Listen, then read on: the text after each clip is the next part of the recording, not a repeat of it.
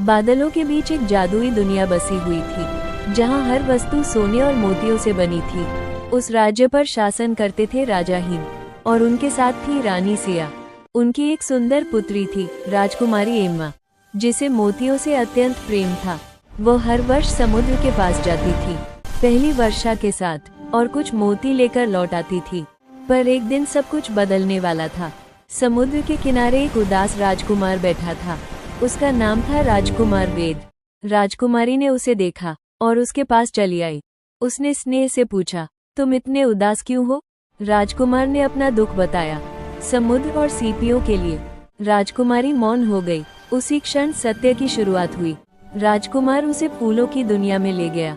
चारों ओर रंग बिरंगे फूल खिले थे। राजकुमारी विस्मित रह गई।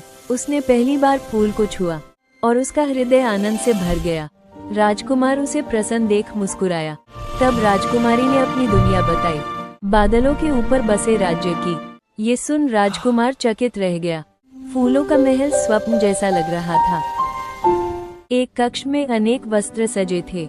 राजकुमारी उन्हें देख आश्चर्य में थी। उसने एक हल्के रंग का वस्त्र चुना। वो स्वयं को बदला हुआ महसूस करने लगी। यह वस्त्र मोतियों का नहीं था, पर इसमें कोमलता और सुकून था। वो हल्की मुस्कान के साथ चली। राजकुमार की दृष्टि ठहर सी गई। विदा लेने का समय आ गया। दो हृदय मौन में अलग हो गए। भारी मन से वो अपने राज्य लौटी। बादलों ने उसे फिर गले लगाया। मोतियों का संसार फिर चमक उठा। माता पिता उसकी प्रतीक्षा कर रहे थे। पुत्री सकुशल लौट आई थी, पर उसका मन बदल चुका था।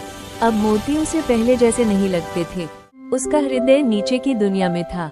उधर राजकुमार अकेला खड़ा था। आकाश में अंधकार छाने लगा। अचानक शत्रु राजा ने आक्रमण कर दिया। राज्य संकट में पड़ गया। चारों ओर भय और कोलाहल था। राजकुमारी ने यह संकट महसूस किया। वह सहायता के लिए नीचे उतरी। उसके जादू से धरती कांप उठी। उसका क्रोध तूफान बन गया। अन्याय का अंत होने लगा। युद्ध धीरे धीरे शांत हुआ। प्रेम ने उसके क्रोध को शांत किया। तूफान के बाद शांति छा गई। राजकुमारी के मन में पश्चाताप था। राजकुमार ने उसका हाथ थामा। अंधकार हटने लगा। प्रेम ने दोनों को फिर जोड़ दिया। प्रजा सुरक्षित थी। जादू अब उपचार बन चुका था। राजकुमार की आंखों में सम्मान था। शक्ति अब करुणा बन गई थी। दोनों साथ आगे बढ़ चले। फूल फिर से खिल उठे। समुद्र शांत और सुरक्षित था। सूर्य धीरे धीरे अस्त हो रहा था। राजकुमार ने विवाह का प्रस्ताव रखा। राजकुमारी ने सहमति दी। आनंद का उत्सव आरंभ हुआ। दो संसार एक हो गए। एक नए स्वप्न का जन्म हुआ। विवाह की तैयारियां होने लगी। बादलों का महल सज उठा। फूलों की दुनिया दमकने लगी। राजकुमारी दुल्हन बन चुकी थी। उसकी मुस्कान सब कह रही थी। राजकुमार का हृदय भर आया। दोनों साथ मंडप की ओर बढ़े। प्रेम का बंधन जुड़ गया।